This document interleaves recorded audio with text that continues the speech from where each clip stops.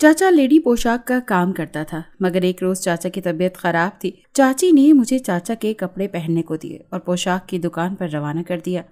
چاچا کے بڑے احسان تھے، شرم کے مارے انکار بھی نہ کر پائی، لیکن اس روز میرے ہوش اڑ گئے جب پوشاک کی دکان پر 4 مردوں نے مجھے بے ہوش کر کے آج پھر وہ لڑکی مجھے تنگ کر رہی تھی۔ میرے پاس پہلے ہی گاہکوں کا رش تھا، اوپر سے ہر دوسرے دن اس لڑکی کی فضول حرکتوں نے مجھے عاجز کر کے رکھ چھوڑا تھا۔ میں نے اپنی جان بخشی کروانے کے لیے اس سے کہہ دیا کہ میں پہلے سے ہی منگنی شدہ ہوں اور اپنی منگیتر سے ہی شادی کروں گا، مگر وہ تھی کہ میرا پیچھا ہی نہیں چھوڑ رہی تھی۔ کہنے لگی میں تم سے بہت محبت کرتی ہوں اور تمہارے بنا نہیں رہ سکتی۔ تبھی دکان میں کچھ گاہک داخل ہوئے تو کہنے لگی کہ یہ ظالم ہے، تم میرے ساتھ ایسا نہیں کر سکتے، مجھے یوں بیچ راستے میں نہیں چھوڑ سکتے، میں تمہیں اس کے لیے کبھی معاف نہیں کروں گی۔ میرا تو دل ہی بیٹھ گیا۔ اس کی بات کرنے کا انداز ایسے تھا جیسے میں نے اس سے کسی قسم کے وعدے وعید کیے ہوں یا اسے کسی قسم کی لالچ دے کر اس سے کچھ وصول کیا ہے۔ میں پریشان ہو گئی کہ یہاں موجود گاہک کیا سوچیں گے۔ چہرے پر داڑھی ہے اور کام دیکھو دھوکے بازوں کے۔ میں نے اس سے کہا کہ دیکھو پلیز ابھی تم جاؤ، میں مصروف ہوں، پھر کسی دن فراغت سے بیٹھ کر بات کریں گے۔ میرا خیال تھا کہ میں دماغ لڑا کر تب تک کوئی نہ کوئی ترکیب ڈھونڈ لوں اور اس کے لیے وقت درکار تھا۔ اس نے میری التجا سن کر چند لمحوں تک جیسے حساب کتاب کیا، پھر سر ہلا کر وہاں سے چل دی تو میں نے سکھ کا سانس لیا، تسلی سے گاہکوں کو فارغ کیا اور رات تک فراغت پا کر گھر کو روانگی اختیار کی۔ گھر پہنچ کر دیکھا تو گھر پر پھپھو لوگ آئے ہوئے تھے اور ابا کا حکم کہ منہ ہاتھ دھو لو اور کپڑے بدل کر سب کے پاس آ کر بیٹھو۔ ان کا یہ اصول تھا کہ جب عزیز و اقارب ملنے کے لیے تشریف لائیں تو ہمیں بھی اپنی مصروفیت کا رونا روئے بغیر سب کے ساتھ وقت گزارنا چاہیے اور گھل مل کر سب سے گپ شپ کرنی چاہیے۔ سو میں نے بھی وہی کیا، کپڑے وغیرہ بدل کر ہنستے مسکراتے ان کے درمیان بیٹھ کر گپ شپ کرنا شروع کر دی اور اس سب میں کافی دیر ہو چکی تھی۔ سو دماغ سے بالکل ہی نکل گیا کہ اس لڑکی کے بارے میں کچھ سوچنا ہے یا ابا سے مشورہ کرنا ہے۔ تھکے ہارے رات کو بستر پر دراز ہوئے تو پھر صبح کو ہی آنکھ کھلی۔ صبح کو بھی بہت کوشش کی مگر ابا سے بات نہ ہو سکی اور دکان پر جانے کا وقت ہو گیا۔ سو چپ چاپ گھر سے نکل کر خدا خدا کر کے دکان پر پہنچنے کی کوشش کی۔ دن کے 11 بجے تک تو سب خیر ہی رہی، مگر اس کے بعد اچانک ہی وہ لڑکی پھر سے آن دھمکی اور آتے ہی دھمکانے لگی کہ اگر ابھی اور اسی وقت تم نے ہاں نہ کی تو میں چلا چلا کر سب کو اکٹھا کر لوں گی اور کہوں گی کہ تم نے میرے ساتھ زبردستی کرنے کی کوشش کی ہے۔ قسمت اچھی تھی کہ دکان پر اس وقت کوئی اور گاہک موجود نہ تھا اور اس کے تیور بڑی ہی خطرناک لگ رہے تھے۔ سو میں نے بھی آؤ دیکھا نہ تاؤ اور اس کو اپنی حقیقت کے بارے میں آگاہ کر دیا۔ اسے سن کر میری طرف دیکھا اور عجیب عجیب سے منہ بنا کر وہاں سے چل دی۔ میں حیران کہ اتنی خاموشی سے کیسے مان گئی یہ لڑکی۔ الہی خیر، کبھی کبھی یہ خاموشی بھی کسی بڑے طوفان کا پیش خیمہ ثابت ہوتی ہے۔ خیر، میں نے سر جھٹک کر خود کو مختلف کاموں میں مصروف کر لیا۔ پھر گاہک اکٹھے ہو چلے تو ان کے ساتھ مصروفیت میں پتہ ہی نہ چلا کہ شام ہو گئی۔ میں نے سر شام ہی فراغت کو نعمت گردان کر گھر جانے کی ٹھانی۔ تب ابا نے کچھ سودا سلف لیے مین مارکیٹ جانے کو کہا تو وہیں شام بھی ڈھل گئی اور میری بدنصیبی کے سکون کے پل میسر نہ ہوئے۔ رات کو بستر پر لیٹتے اس لڑکی کی آنکھوں میں ابھرنے والی عجیب سی چمک نظروں میں گھوم گئی۔ خدا جانے یہ میرے اندر کا خوف تھا یا واقعی کوئی بڑی گڑبڑ تھی۔ خیر، اگلی صبح 9 بجے ہی دکان پر وہ لڑکی پہنچ گئی اور اس کے ساتھ ہی 5-6 ہٹے کٹے مرد بھی تھے۔ مجھے اندازہ ہو گیا تھا کہ اب میری خیر نہیں اور وہی ہوا۔ اس لڑکی نے میری ناک پر رومال رکھ دیا اور اس کے بعد مجھے کچھ معلوم نہیں رہا کہ میرے ساتھ کیا ہوا۔ جب آنکھ کھلی تو وہ لوگ ایک ساتھ ہی میرے ساتھ۔ میں اپنے والدین کی اکلوتی اولاد تھی، مگر قدرت کی ستم ظریفی کہ چند سال کے وقفے سے دونوں ہی دنیا سے چل بسے۔ تب دنیا دکھاوے کو ہی صحیح چچا نے مجھ کو اپنے گھر لے جانے کا اعلان کر دیا۔ یوں میں ان کے ساتھ ان کے گھر چلی تو گئی، مگر چچی شوہر کے اس فیصلے سے قطعی طور پر راضی نہ تھی۔ مگر چچا نے جانے ان کو کیا لالچ دیا کہ وہ کمرے سے باہر نکلیں تو کافی حد تک مطمئن تھی۔ پھر انہوں نے مجھے ایک چھوٹا سا کمرہ جو کہ اسٹور کے طور پر استعمال کیا جاتا تھا، اس میں ایک بوسیدہ سا پلنگ ڈلوا کر میرے حوالے کر دیا۔ وہ کمرہ میرے لیے کسی کال کوٹری سے کم نہ تھا جس میں مجھے بغیر گناہ کے قید کر دیا گیا تھا۔ میں ہر پل ڈری سہمی سی رہنے لگی۔ ماں بابا کی یاد ستاتی، جب موسم خراب ہوتا تو گرج چمک سے میری حالت غیر ہو جاتی، مگر یہاں پرواہ کرنے والا کون تھا؟ لائٹ چلی جاتی تو گھبراہٹ ہوتی، مگر مجھے رات کو باہر نکلنے یا کسی کو تنگ کرنے کی اجازت نہ تھی۔ ایک رات جب میں نے یہ غلطی کر دی کہ بادلوں کی گھر گڑاہٹ سے ڈر کر میں نے چچا کے کمرے کا رخ کیا اور روتے ہوئے کہا کہ مجھے ڈر لگ رہا ہے، تو چچا تو کمرے سے باہر ہی نہ آئے اور چچی نے مجھے خوب مار میٹ کر یہ بات میرے دماغ میں بٹھا کر ہی دم لیا کہ میں راتوں کو ان کو تنگ نہ کروں گی اور اپنی پریشانی کا بوجھ خود اٹھانا سیکھو۔ اس دن کے بعد میں نے دوبارہ یہ سنگین غلطی دہرانے کی جرت نہ کی اور ہر قسم کی حالت سے سامنا کرنا سیکھ ہی لیا۔ پھر رفتہ رفتہ چھوٹے موٹے کام بھی وہ مجھ سے کروانے لگیں۔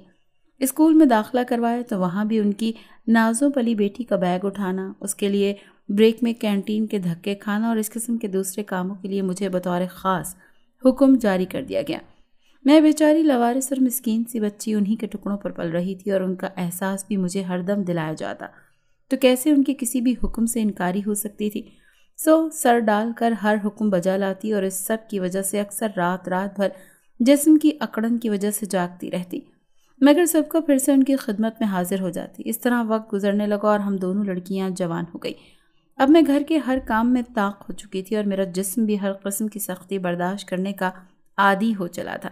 ظاہر ہے جس کو جیسے حالات سے واسطہ پڑے وہ انہی حالات کا عادی ہو جاتا ہے۔ چچی نے گھر کے تقریباً سب کاموں کی ہی میری ذمہ داری بنا ڈالی۔ یہ تو شکر ہے کہ کپڑوں اور گھر کی صفائی کا کام بوا جمیلہ کرتی تھی، سو میری بچت ہو جایا کرتی اور میں اپنی تعلیم کو بھی وقت دے پاتی۔ میٹرک کے امتحانات سے فارغ ہو کر میں گھر پر تھی، رزلٹ کا انتظار تھا، مگر تبھی اچانک ایک دن چچا جو دکان کے لیے گھر سے نکلے تھے ایکسیڈنٹ کروا کر دوپہر سے پہلے گھر لوٹ آئے۔ ہم سب پریشان ہوئے تو کہنے لگے کہ زیادہ چوٹ نہیں ہے، بس ٹانگ کی ہڈی ہلکی سی ٹوٹ گئی تھی، سو پلاسٹر کروا لیا ہے، باقی کچھ نہیں ہوا، سب ٹھیک ہے۔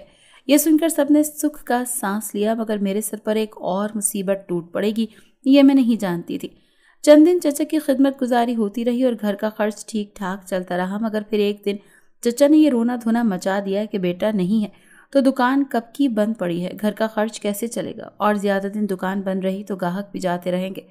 یہ سب کہتے ہوئے وہ سب لوگ میری جانب رخ کیے بیٹھے تھے اور میں یہ سوچ رہی تھی کہ ان کا بیٹا نہیں ہے تو اس میں میرا کیا قصور ہے کہ سب مجھے گھور رہے ہیں۔ مگر تھوڑی ہی دیر میں یہ معمہ بھی کھل گیا۔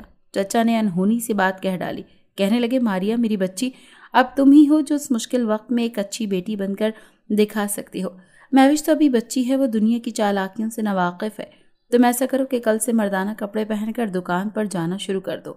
بس تھوڑے ہی دن کی بات ہے بیٹا، جیسے ہی میں ٹھیک ہو جاؤں گا میں خود ہی دوبارہ دکان پر جانے لگوں گا۔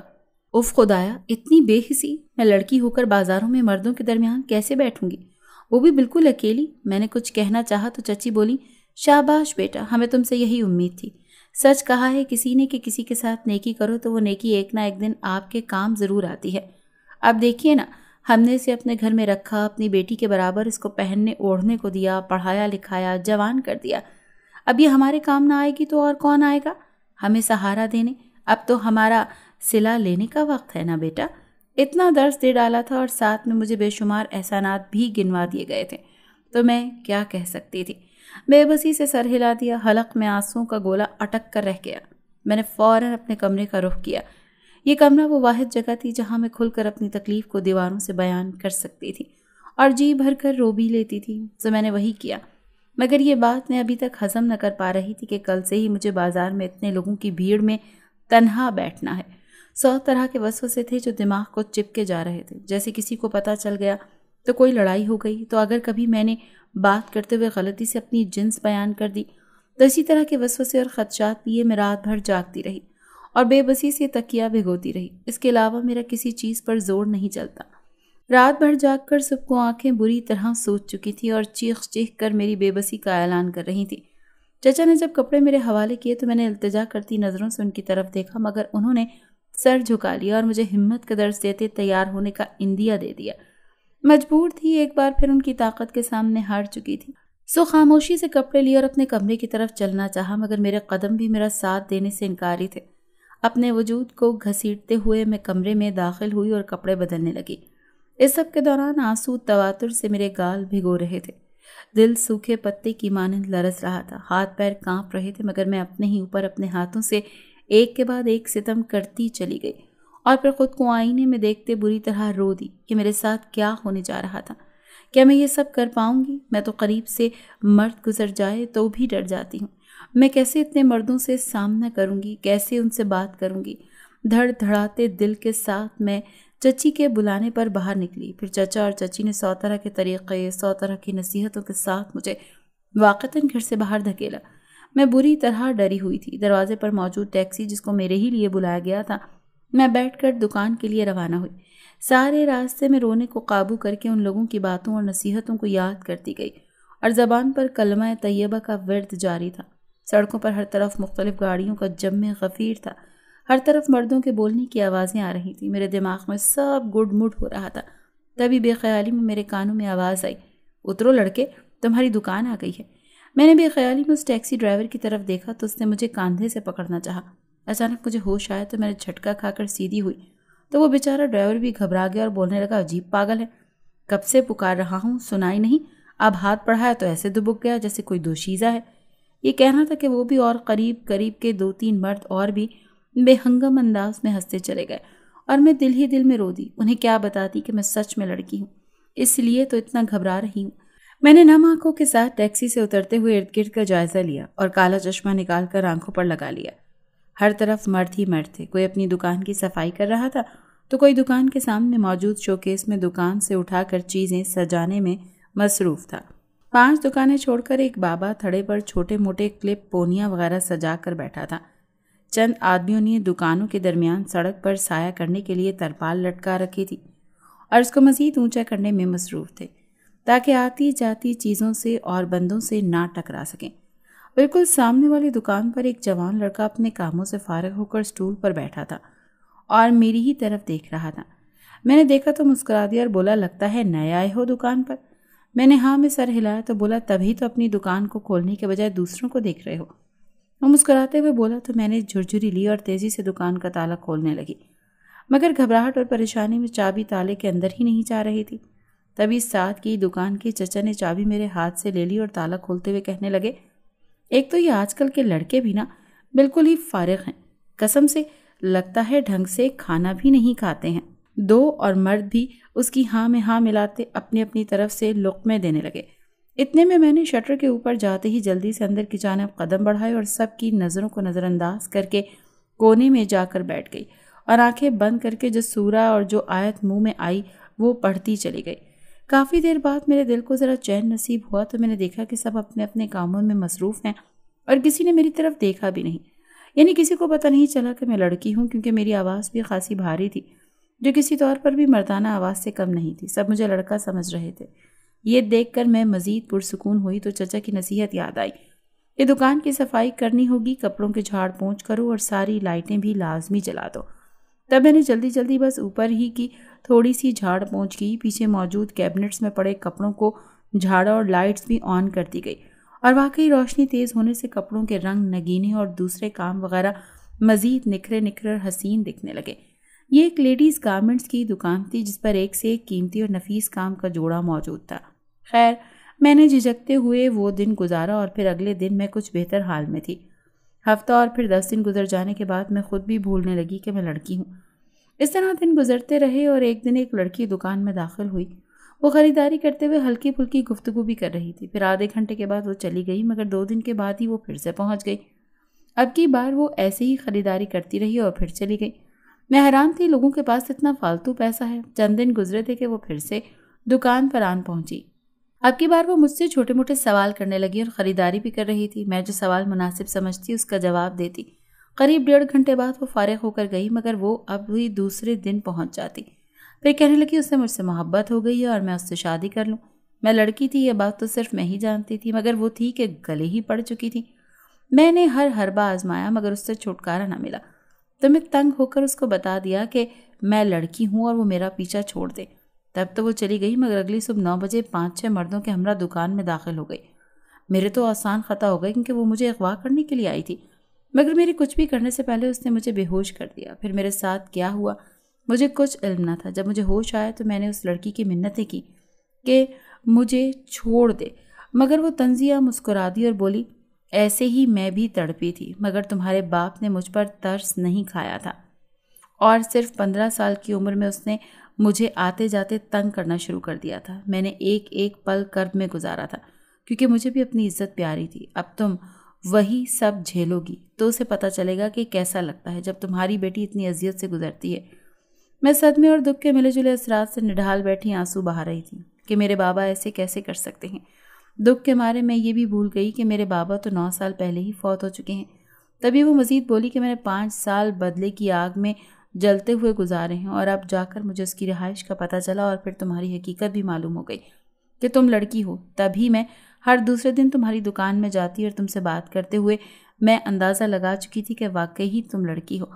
اس کے پیچھے کھڑے مرد ہنسنے لگے اور مجھے مزید رونا آنے لگا۔ میں سمجھ چکی تھی یقیناً چچا نے اس کے ساتھ ضرور کچھ غلط کیا تھا جس کی سزا مجھے ملنے والی تھی۔ کچھ دیر بعد مجھے وہ لوگ وہاں چھوڑ کر چلے گئے۔ میں نے درود شریف کا ورد شروع کیا اور اس پر یقین کے ساتھ کہ وہ رب ہی میری مدد کر سکتا ہے۔ میں نم غنودگی میں تھی کہ کھٹکے سے میری آنکھ کھلی۔ میں ہاتھ پیر ہلانے چاہے تو مجھے ہاتھوں کی رسیاں ڈھیلی ہوتی محسوس ہوئیں۔ بس پھر تو میں نے پاگلوں کی طرح ہاتھوں کو حرکت دینا شروع کر دی اور دیکھتے ہی دیکھتے رسی کھل گئی۔ میں نے رسی کھل جانے کے بعد وہاں موجود کھڑکی کو کھولنا چاہا تو وہ اٹکی ہوئی تھی، مگر تھوڑی سی کوشش سے وہ بھی کھل گئی۔ مجھے پورا یقین ہو گیا کہ جب بندہ اپنے رب کو پکارے تو وہ ضرور سنتا ہے۔ یوں دیکھتے ہی دیکھتے میں وہاں سے بھاگ نکلی۔ گھر پہنچ کر چچا کو جھنجھوڑا کہ ان کے برے کاموں کی وجہ سے آج میں برباد ہوتے ہوتے رہ گئی۔ یہ میرے والدین کی کوئی نیکی تھی جو میرے آگے آئی اور اللہ تعالیٰ نے میری حفاظت کی۔ اللہ پاک سے دعا ہے کہ سب بہن بیٹیوں کی حفاظت کرے، آمین۔